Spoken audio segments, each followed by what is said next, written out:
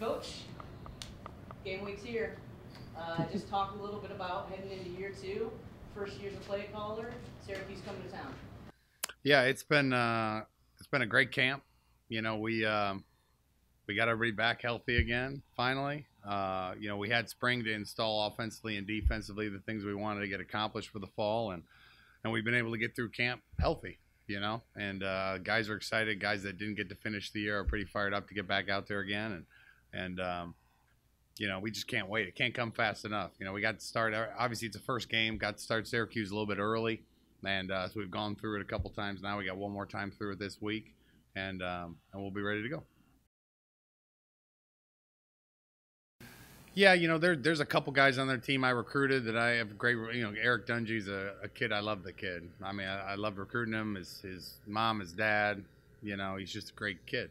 He's the type of kid that you're proud to have been involved with. And I haven't been able to talk to him really since I left due to NCAA rules, but I'm looking forward to seeing him. But there's a lot of different connections in their left tackle and their kicker and Chris Slayton, their three technique but it doesn't give us any type of an advantage, as far as scheme. They're not doing anything like what we did, but you can tell our players a little bit about them. Eric, it's really, you tell them how great the kids are. Like Eric Dungy's a great player, and Chris Slayton is a great player, and so you really doesn't give you a huge advantage, but it means a lot because it'll be fun to see some of those guys that that I respect and care for, and I wish them all the best. Those type kids that you got to know their families, and and want to see them do well. Maybe not this Friday, but want to see them do well. Coach, Dino Babers, we're familiar with somewhat because he coached in the MAC not too long ago. And at Bowling Green, they had a quick offense, fast-paced, and threw it around a lot.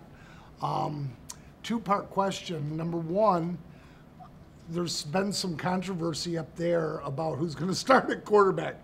There's a quarterback. He hasn't announced a starter, Eric Dungy or Tommy DeVito. Can you comment on that, number one? And number two, what do you expect out of a Dino Babers offense? And because we got a relatively new defense. Mm-hmm.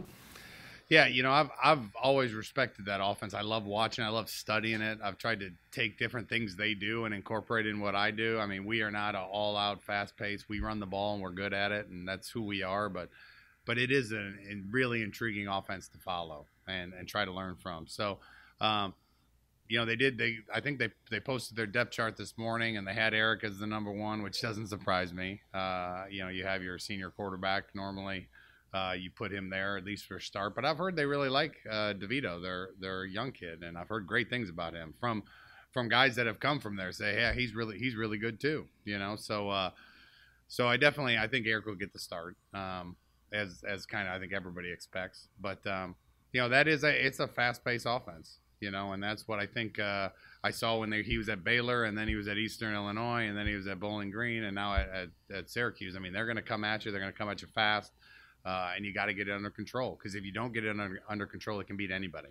I mean, they beat Clemson. So when they get it going at that pace, I mean, they can run you out of the gym quickly, and that's what that offense is designed to do. So you got to keep them in check. I mean, they're going to have their plays. You just got to keep them off balance, because once they get in rhythm, you can be in trouble. And that's really anyone that runs that offense, but Dino's one of the best at it.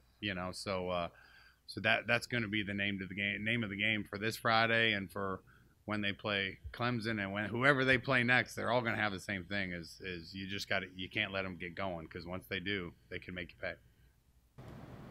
Someone who's known their quarterback, what are some things he does specifically that give opposing defenses problems?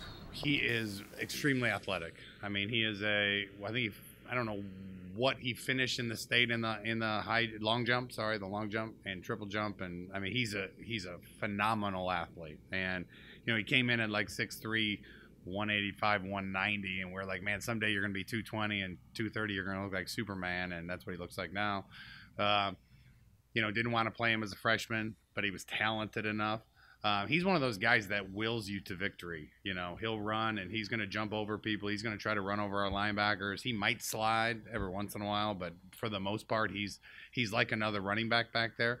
But he's got great touch, throws the ball well, you know. So, you know, I think the athletic part is what really makes him special, you know, especially in Dino's offense. You know, when at Bowling Green, he didn't have a guy that could run. You know, he'd just go get a couple of yards, whereas he can take it to the house on you, you know. So his combination of run and pass is hard to find. I think everybody's trying to find it, but, you know, he is at a very high level in the athletic category. And then the second thing, he's just tough. You know, when you want that offense to see a guy get hit really good and pop up, and he's got grass stains all over his jersey, might have blood all over his jersey, and it does not affect him. You know, he's like Rocky, you know, and that's what I told my guys. Like, you know, you're not going to get in his head. You know, he's going to play he's going to make some plays here and there, but that combination is what makes him special. And you can look at what any of those coaches and Dabo, what they say about him, and he's a special player. Last year, I know it was USC, but it was the first game on the road. Mm-hmm. This year, you get it at home. Is there an extra excitement for that from your team? I think so. I think we love playing in Waldo, you know, playing in front of Kalamazoo fans. And the biggest thing, you know, for us is bringing an ACC team into Kalamazoo. I mean, it's, you know, I tell a story all the time that when we played Michigan State last year, that was one of the things D'Antonio said to me was, you know, if they ever, you know, the Big Tens aren't really going to, you know, the group of 5 schools anymore now that they got 9 conference games and only 3 non-conference. But back when they had 8 and 4, they would every once in a while come. And he said to me, hey, if we ever go anywhere else again, we're coming to Kalamazoo. Because that feeling in that stadium was just what I want to get my guys ready for. He's like, I've been to some other places. They have tracks around them, and it just doesn't feel like what my guys are going to feel at every single game. So I love bringing people that might have a connotation of what this atmosphere is going to be like, and shocking them. I'm sure Dino's going to tell them what it's like, you know, because he's been in here. But it's fun for us to be able to bring teams like this to Kalamazoo. We talked a little bit about your defense during media day, and you said, well, they're young. Kind of sidestepped it a little bit. And then when we talked to some of the players, they said, you know, it's probably something you guys worry about, meaning us, the media, because we don't see the returning starters. We see the people that have gone, and it's some talented players. But they said there's a lot of guys in-house that can play. So now that you've had these 20-odd practices under your belt, how do you feel about your defense? I feel great. I mean, we have moved some people around to make sure that we have a veteran defense. You know, Claiborne's playing corner and safety, you know, and he plays in both. I don't know where he's going to end up starting because we move him around so much. Having Tranquil back, having Jin Wright back.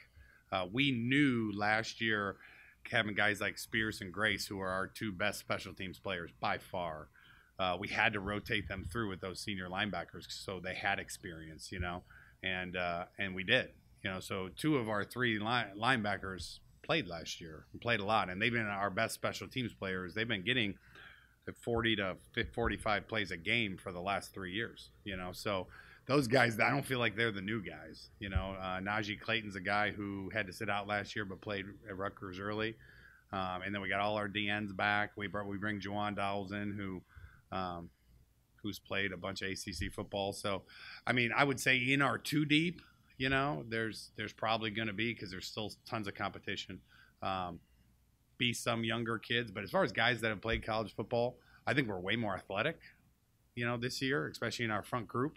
I mean, Drake Spears he's a 4.5 kid, and Alex Grace is probably a low 4.6 kid. And so they run. Now, they don't have the experience of Spillane, you know, and that group, and Asante, and but as far as athleticism and running to the ball, I think we're stronger than we were. I think they've done a great job of listening to Coach Douse and understanding the demeanor and the mentality we want to play with on defense. That I don't think we really got done as well as we wanted to last year, and they've been tough to go against every single day. With me running the offense, you know, and. So I'm excited. I'm excited to get them out there and watch them run, because that's one of the things one of our strengths is running the ball, because we got tons of guys that have played and they can all run, and we got good length. And AJ Thomas has had an unbelievable camp, and he's another 6'2", 6'3" safety. So I'm excited to just get them all out there together for the first time and let them go run. The number of players you have returning from injury has been well documented. Yeah. You mentioned how nice practice has been, how much you've learned in fall camp, but how much do you need to see this team hit somebody else to figure out a lot about Western Michigan? We have to. I mean, we have had a way more physical camp than I've ever been a part of. We've hit a lot more. We've tackled a lot more. We've played a lot more football than, which I prefer doing when I'm running the offense. I don't like to script practice. I like to play. Roll the ball out there.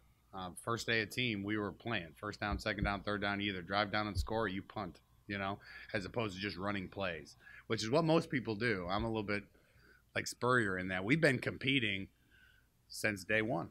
And it's great for them to get used to right away, first down, then 2nd and 5 or 2nd and 2 or 2nd and 15.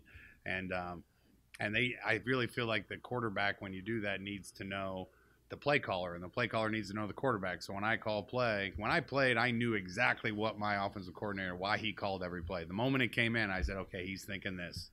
And if I got it, great. And if I didn't, I'd change the play.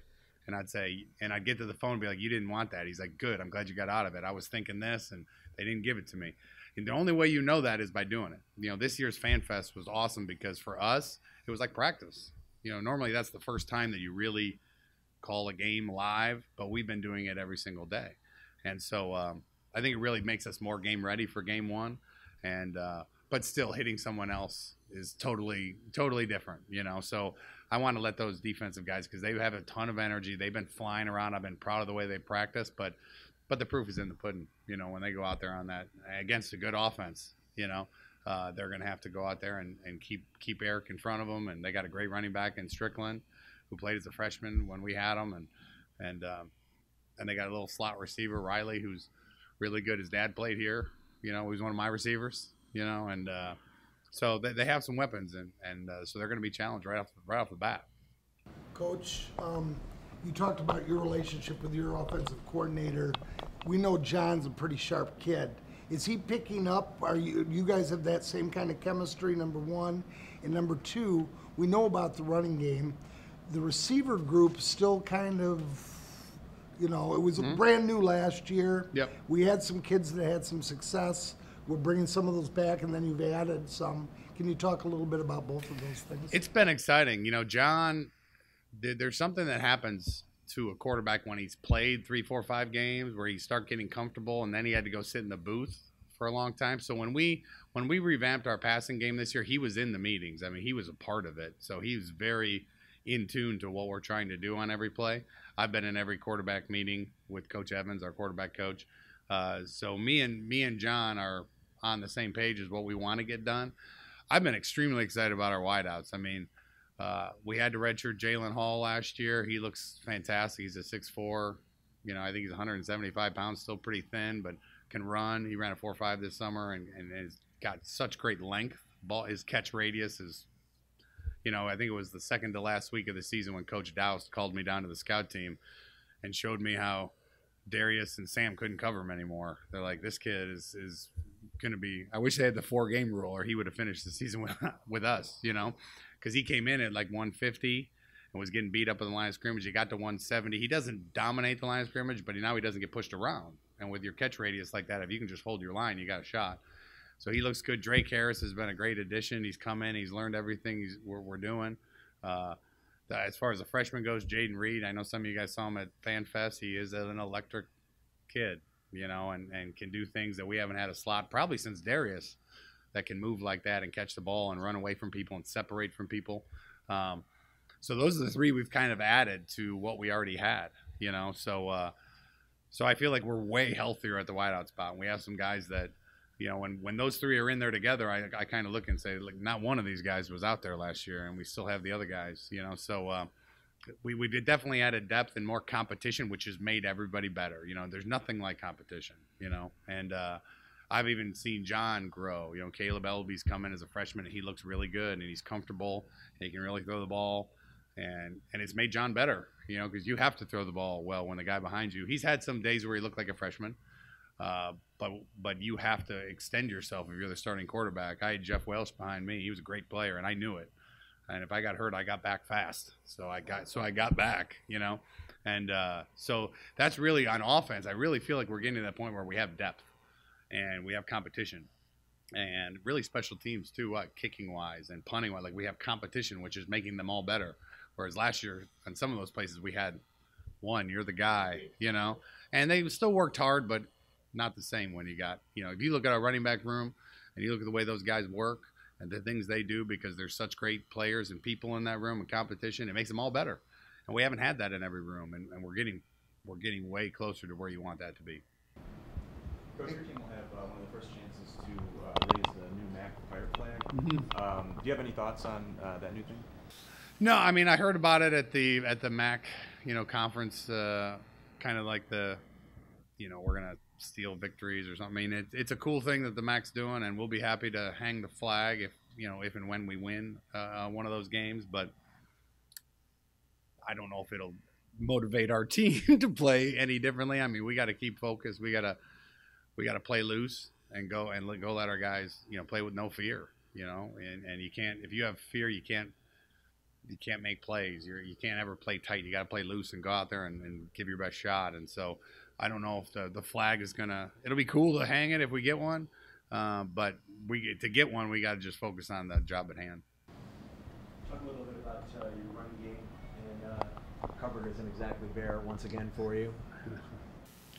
It's I mean, Jamari Bogan, it kind of starts and ends with him as far as the heartbeat of that room. The leader, the guy that we can count on in tough situations to make a play for us and find that yard when it doesn't look like there's a yard there. But Bellamy's back. I mean, he changes the dynamic of the game. It's great to see Tucker back. I mean, all three of them watched all of spring ball in a boot of some sort or a scooter because they all had lower leg injuries. So, I mean, with those three, it's kind of the three-headed monster. And the other guy that's been really exciting to watch is Chase Brown, our freshman out of Tampa. I highly doubt he'll redshirt. He's gonna play on something because he's a special talent. So it's so we've added to that room, and he's another kid that I believe fits that room as far as his demeanor and his work ethic and, you know, his attention to detail, his character. You know, so I think we've made that room even stronger, you know, than the three we have. I think we have four. So hopefully we don't lose five like last year, but I feel like we're fairly deep there. You have a situation with the first 2 weeks and two guys that transferred into your program from those two schools. Yeah, it's crazy. We'll get to Drake next week. Yeah. Not worried about him now. Do you say anything to Juwan before this game? Yeah, I'll just tell him to relax and play. I don't want any of that other outside, you know, stress to get in his way of just doing his job. You know, we've talked a lot as a team about the three derailers of good judgment: stress, frustration, and fatigue. You know, those are the three things that when you allow those into your life, you're going to make bad decisions. You know, obviously my job as a coach was to get them fatigued at practice, and I did, and we kept putting pressure on them to make decisions and execute, and we literally would do team at the very end after I got them good and tired just to see if they can continue to keep their focus. And but that'll be a stress for him. He'll know everybody on that team, and I'll talk to him before the game and say, obviously I want you to go say hi, give him a hug, you know, but once we kick this ball off, I just want you to be you. He looks great. He looks like a guy who's played a ton of college football. He's relaxed. He's comfortable. He understands what we're doing. You know, having a guy that's played a ton of college football, you know, when you lose two is big for us. And then Steven's like one of our emotional leaders, and he'll say hi to everybody before the game, and he cares about a lot of those guys on that team. But once the ball's kicked off, I know what sideline he'll be standing on, you know. So Time for one more question, Coach. Coach, how do you feel about your special teams, especially the punting and kicking group, as young as they are, with Josh Grant, the only returnee, and he's a sophomore? Yeah. How do you feel about that going into our the veteran, season? our 19-year-old veteran? Last year, that was the oldest special teams group in the history of specialists. You know, we had a 30-year-old leading the charge and a bunch of fifth-year seniors behind him that were probably 23, 24.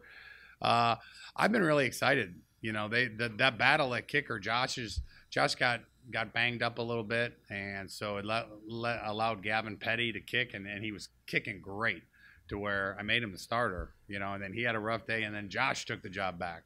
And Josh right now will be the first one out there. We'll see what happens in the next couple of days. But they've both been kicking well, you know, and it's been it's fun to have too, because last year behind Josh we we were struggling, you know. And the punting battle, you know, Nick came in and he's been kicking it great, you know. So we're pretty confident in his ability. And we brought Bryce Bowens in as a long snapper. He's done a good job. Jariga's another guy. Joseph Miller's another guy. But Bowens is, we brought him into long snap. He can long snap. He's doing a great job too. And the other is Nick Mahalik is a great holder, which I was extremely excited about. You know, it's great when your punter's your holder because they can work on it all day. While we're practicing, they're in there, snap, hold, kick, snap, hold, kick, snap, hold, kick, same three guys, which is what we have with Mitch. So I'm excited. I know some of the young guys will be nervous. I know Bryce Bowens will be nervous. We just got to take that stress out of their mind and just let them go play and have fun. They can't play not to lose, you know, but they've all done a good job. They're all nervous in their first week, and they've just been climbing ever since. And now that they're comfortable, you know, on the team, and they know people know them. And but I really feel even Cameron Bratton, is our walk-on kicker, has done a really good job. You know, our punter, sorry. So I feel like we have two punters that are competing, two kickers that are competing, that all have strong legs, and it's making everybody better. Which is, like I said, we haven't necessarily had that, and then the cream will rise to the top like it should. Coach, before we go, yeah. sorry, just before we go, obviously ACC team coming to Kalamazoo. Just talk about the caliber of that opponent coming to Western Michigan, what that kind of means for the university on our end, and again, just, you know, to the fans, you know, what they can kind of expect, again, bringing in, you know, that type of opponent. Yeah, I mean, this is the team that beat Clemson last year, you know, and so it's for us to be able to bring a guy like Eric Dungy to town, a guy that you're going to see every time you turn on SportsCenter. He's going to play right here in Kalamazoo, and everyone has a chance to come out and see him, and we get to show them a little bit about what we're about. And we brought Virginia Tech in, we brought Michigan State in.